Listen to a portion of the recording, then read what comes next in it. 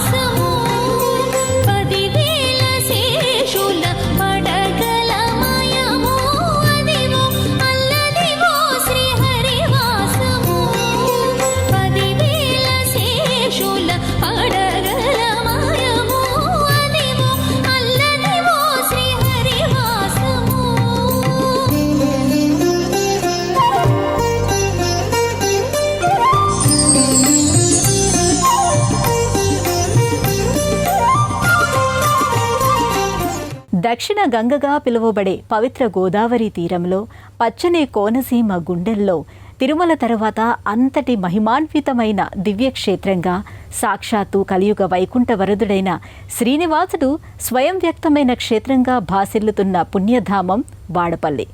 దూరాభారం తిరుపతికి వెళ్లి స్వామివారిని దర్శించుకోలేని భక్తుల కోసం కోనసీమ జిల్లాలో స్వామివారే స్వయంగా ప్రభవించి కరుణిస్తున్న క్షేత్రం వాడపల్లి. తిరుపతి, ద్వారకా తిరుమల తరువాత అతి ముఖ్యమైన వెంకటేశ్వర స్వామి పుణ్యక్షేత్రం వాడపల్లిలోని వాడపల్లి శ్రీ వెంకటేశ్వర స్వామి దేవాలయం. వాడపల్లి కోనసీమ జిల్లా ఆత్రేయపురం మండలం, ఆంధ్రప్రదేశ్లోని గోదావరి ఒడ్డున ఉన్న పుణ్యక్షేత్రం. 1759వ సంవత్సరంలో వాడపల్లి శ్రీ వెంకటేశ్వర స్వామి వారి ఆలయాన్ని నిర్మించారు. దేశంలో శ్రీ వెంకటాచలం సహా అనేక వెంకటేశ్వర స్వామి ఆలయాలున్న అన్నింటా అన్ని చోట్ల స్వామివారు శిలా విగ్రహ రూపంలోనే దర్శనమిస్తారు. కానీ ఒక్క వాడపల్లి క్షేత్రంలో మాత్రం స్వామి ఎర్రచందనం కొయ్య విగ్రహ రూపంలో స్వయం వ్యక్తమైన దివ్యమూర్తిగా భక్తులకు దర్శన భాగ్యాన్ని కలగజేస్తారు. అందుకే వాడపల్లి క్షేత్రం విశిష్టత మరే ఇతర క్షేత్రానికి లేదని చెబుతారు. స్వామి నిలువెత్తు రూపాన్ని దర్శించిన భక్తులకు సాక్షాత్తు తిరుమలేశుని దర్శించిన అనుభూతే కలుగుతోంది. అదే కాంతి, అదే శాంతి, అదే దివ్యత్వం. గౌతమి తీరంలో కొలువు తీరి భక్తుల విన్నపాలు ఆలకిస్తూ కాలాన్ని, ప్రకృతిని సాక్షిగా చేసుకుని వాడపల్లి శ్రీ వెంకటేశ్వరుడు అనాదిగా భక్తులను అనుగ్రహిస్తున్నాడు. కాలం మారినా, తరాలు మారినా ఈ దివ్య క్షేత్రంలో వెలిసిన స్వామిపై భక్తుల విశ్వాసం మాత్రం ఏమాత్రం సడల్లేదు. అచంచలమైన ఆ విశ్వాసమే వాడపల్లిని కోనసీమ తిరుపతిగా నిలబెడుతోంది.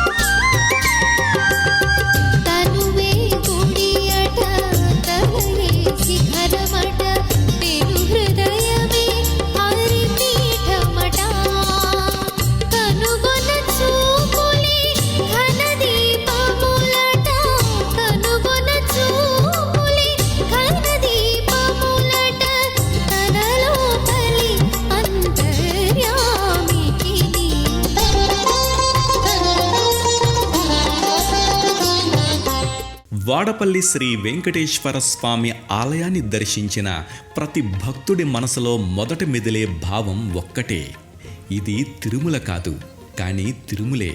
పావన గౌతమి తీరంలో కోనసీమ పచ్చటి అందాల నడుమ స్వామివారి దివ్యమంగళ విగ్రహాన్ని దర్శించుకొని తరించిన భక్తుల పుణ్యమే పుణ్యం, జన్మ ధన్యం. మూల విరాట్టుతో పాటుగా ఆలయ వాస్తు శిల్పం కూడా అణువణువున విశిష్టతను సంతరించుకున్న దివ్యధామం వాడపల్లి శ్రీ వెంకటేశ్వర ఆలయం. వాడపల్లి క్షేత్రంలోని మూల విరాట్ రాతితో చేసినది కాదు, ఇది ఎర్రచందన కొయ్యలో స్వయంభూగా వెలిసిన విగ్రహం. కాలం గడిచిన, శతాబ్దాలు గడిచిన ఆ చెక్కమూర్తి చెక్కు చెదరకుండా అనంతమైన దివ్య తేజస్సుతో దర్శనమివ్వడం భక్తులను ఆశ్చర్యాన్ని కలిగించే అంశం. సాధారణంగా చెక్క విగ్రహాలు కొంతకాలం తరువాత తమ ప్రభావాన్ని కోల్పోతాయనడానికి ఇది చాలా పెద్ద సవాలుగా నిలుస్తున్న సత్యం. ఈ విగ్రహం మానవ నిర్మితం కాదు కనుక దైవ సంకల్పమే విగ్రహ రూపమై స్వామివారు స్వయం వ్యక్తమయ్యారు కనుకనే ఈ విగ్రహానికి ఇంతటి వైభవం అని చెబుతారు. ఆలయ నిర్మాణం కాలక్రమంలో విస్తరించింది. మొదట చిన్న మందిరంగా ప్రారంభమైన ఈ క్షేత్రం 1759వ సంవత్సరంలో పెద్దాపురం సంస్థానాధీశుడు రాజా శ్రీవత్సవాయి పెమ్మ గణపతి మహారాజు వారి సహకారంతో విశాల ఆలయంగా రూపుదిద్దుకుంది. స్వామి నిత్య నైవేద్య పూజా కైంకర్యాల కోసం 270 ఎకరాలకు పైగా భూమిని దేవస్థానానికి భక్తితో సమర్పించడం ద్వారా రాజావారు ఈ ఆలయానికి శాశ్వత ఆదాయ వనరును కల్పించారు. ఇది రాజుల భక్తికి నిలువెత్తు సాక్ష్యం.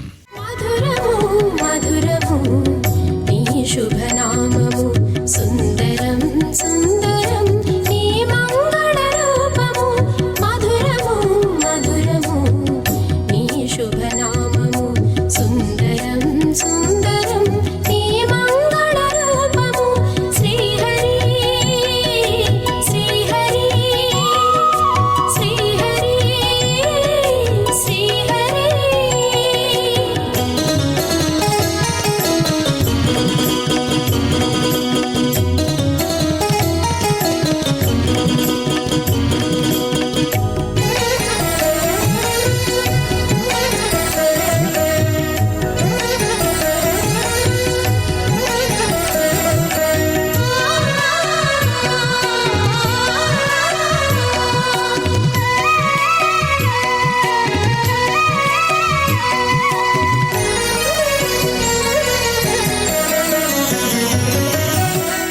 వాడపల్లి అంటే కేవలం ఒక గ్రామం కాదు, ఒక పురాణ గాథ.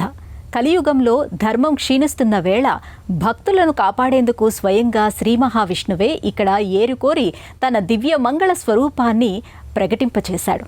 ఆధ్యాత్మిక సౌరభాలకు ఆలవాలమైన ఈ నేలపై వెలిసి భక్తులను స్వామి కరుణిస్తున్నాడు. నారద మహామునే స్వయంగా స్వామివారిని ప్రతిష్ఠించిన దివ్యక్షేత్రం వాడపల్లి. వేం అంటే పాపాలు, కట అంటే తొలగించేవాడు. పాపాలను తొలగించే ఈశ్వరుడు వెంకటేశ్వరుడు. కలియుగంలో ధర్మం ఒంటిపాదంతో నడుస్తున్న వేళ భక్తులను ధర్మ మార్గంలో నడిపించేందుకు స్వయంగా భూమి మీద కొలువైన దైవమే శ్రీ వెంకటేశ్వర స్వామి. ఆ స్వామి స్వయంభూగా వెలిసిన క్షేత్రం కోనసీమ తిరుపతి వాడపల్లి. వాడపల్లి ఆలయం విశాల ప్రాంగణంతో సప్త ప్రాకారాలతో దర్శనమిస్తోంది. ఆలయాన్ని చుట్టుముట్టిన ప్రాకారాలు భక్తులకు పరిరక్షణ భావాన్ని కలిగిస్తాయి. ఆలయ ప్రవేశ ద్వారం చెంతకు చేరిన భక్తులను అనంతమైన స్వామివారి వాత్సల్యం చేయి పట్టి లోపలికి లాగినట్టుగా తోస్తుంది.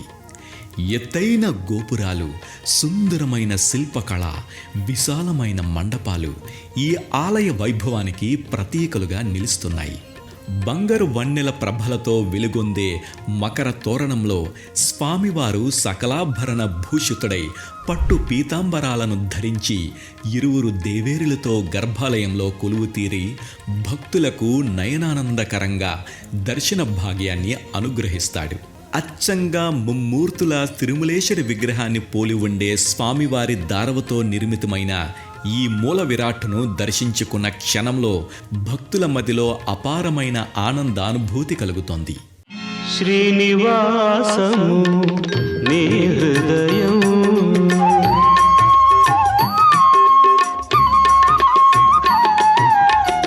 శ్రీనివాసము నీ హృదయం, చిద్విలాస వికాసమయం, చిద్విలాస వికాసమయం.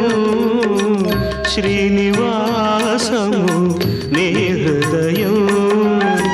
నిన్ను తలచినచో ప్రతి ఉదయం, నిన్ను తలచినచో ప్రతి ఉదయం, పుడమి జనులకు అభయం అభయం, పుడమి జనులకు అభయం అభయం. శ్రీనివాసము నీ హృదయం.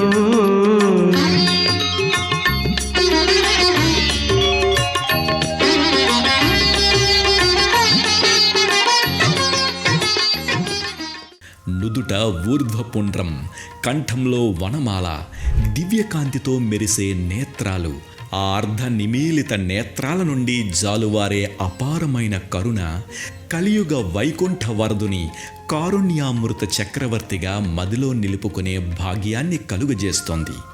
భక్తులు ఎంతసేపు దర్శించుకున్నా తనివి తీరని రూపలావణ్య విశేషాలు స్వామివారివి. స్వామిని కళ్యాణ వెంకటేశ్వర స్వామి అనే పేరుతో కూడా భక్తులు పిలుచుకుంటారు. వాడపల్లి ఆలయంలో ఉపాలయాలకు విశేష ప్రాధాన్యం ఉంది.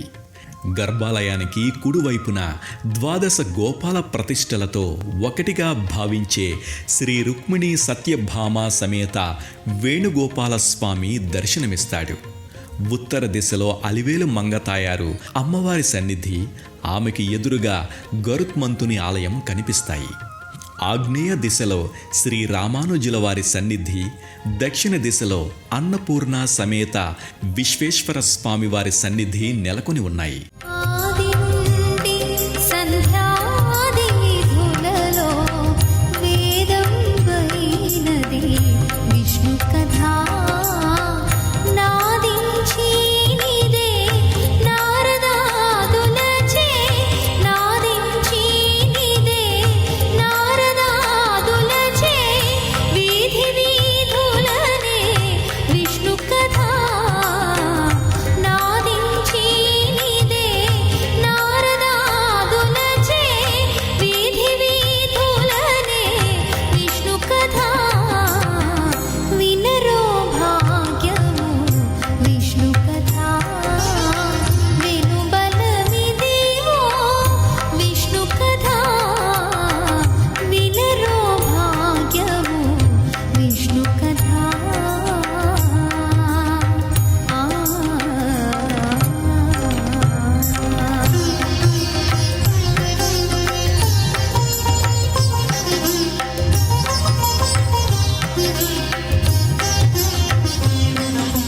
కాల పరీక్షలకు తట్టుకునేప్పుడే, భక్తుల విశ్వాసాన్ని నిలబెట్టుకున్నప్పుడే ఏ క్షేత్రమైనా ఏ ఆలయమైనా కాలగతిలో నిలబడుతుంది. వాడపల్లి ఆలయ చరిత్ర కూడా అలాంటి విశ్వాసాలకు, నమ్మకాలకు, స్వామివారి కరుణాకటాక్ష వీక్షణాలకు సంబంధించిన గాథే. ఈ ప్రాంతంలో వాడపల్లి పేరుతో అనేక గ్రామాలు ఉన్న కారణంగా దీన్ని చిన్న వాడపల్లి లేదా లొల్లవాడపల్లిగా సులభంగా గుర్తించడానికి వీలుగా భక్తులు పిలుచుకుంటారు. తిరుపతిలో శ్రీవారి దర్శనం మహాభాగ్యమైతే వాడపల్లిలో 7 శనివారాల వ్రతం మహావిశ్వాసానికి ప్రతీక. వరుసగా 7 శనివారాలు క్రమం తప్పకుండా వాడపల్లి వెంకటేశ్వర స్వామి వారిని దర్శించిన వారి కోరికలు తప్పక నెరవేరుతాయని ఇక్కడికి వచ్చే భక్తుల అచంచలమైన విశ్వాసం. ఈ వ్రతాన్ని ప్రారంభించేటప్పుడు మొదటి శనివారం నాడు భక్తులు ధ్వజస్తంభం ముందు నిలబడి తమ మనసులోని కోరికలను స్వామివారికి విన్నవించుకుంటారు. తరువాత ఆలయానికి భక్తితో 7 ప్రదక్షిణలు చేస్తారు. 7 శనివారాల పాటు వరుసగా ఈ విధంగా 7 ప్రదక్షిణలు చేసిన భక్తులు 8వ శనివారం నాడు స్వామివారికి అభిషేకం చేయించుకుంటారు. అనివార్య కారణాల వల్ల మధ్యలో ఏదైనా ఒక వారం అంతరాయం కలిగితే మరో శనివారం పెంచుకోవడం ద్వారా వ్రత ఫలితం లభిస్తుందని భక్తులు నమ్ముతారు. స్వామివారు తమ కోరికను తీర్చిన తరువాత ఆలయానికి 108 ప్రదక్షిణలు చేస్తారు. కుమ్మరదాసుడైన గురువరతి నంబి ఇమ్మన్న వరములెల్లా ఇచ్చినవాడు. కుమ్మరదాసుడైన గురువరతి నంబి ఇమ్మన్న వరములెల్లా ఇచ్చినవాడు. దుమ్ములు చేసిన ఎట్టి తొండమాంచెక్కురవర్తి. దుమ్ములు చేసిన ఎట్టి తొండమాంచెక్కురవర్తి. రమ్మన్న చోటికి వచ్చి నమ్మినవాడు. దుమ్ములు చేసిన ఎట్టి తొండమాంచెక్కురవర్తి. రమ్మన్న చోటికి వచ్చి నమ్మినవాడు.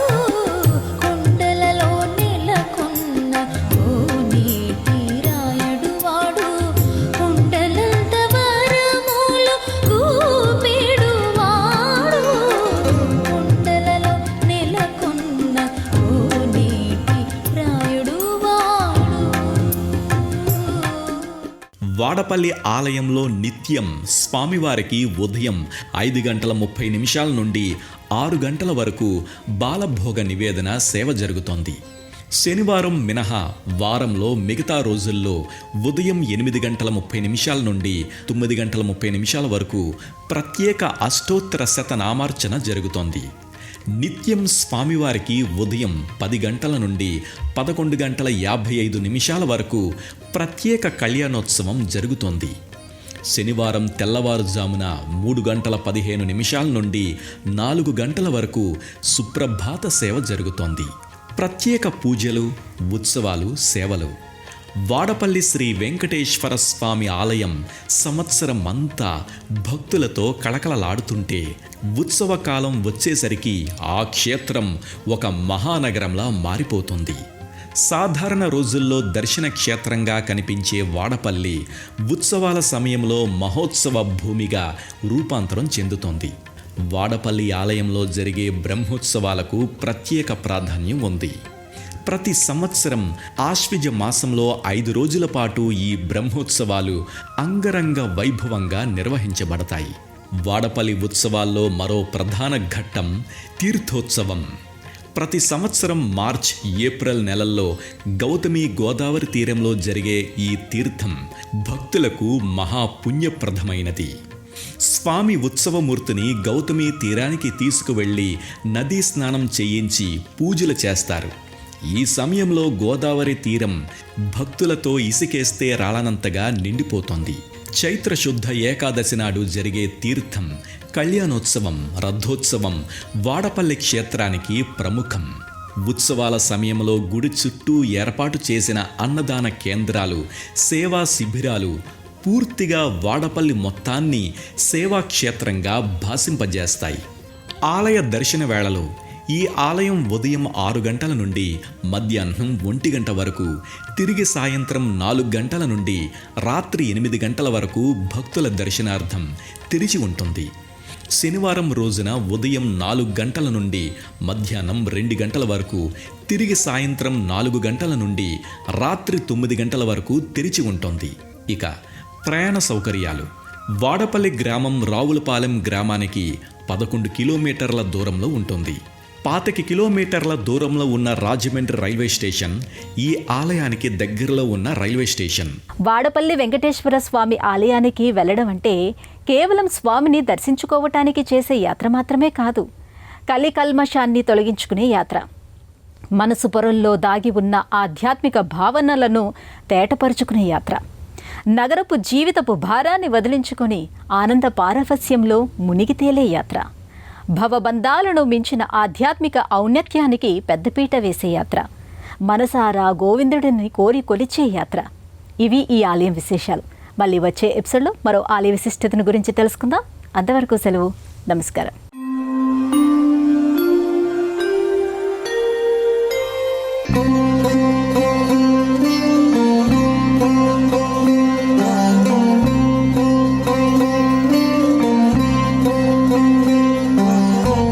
అదివో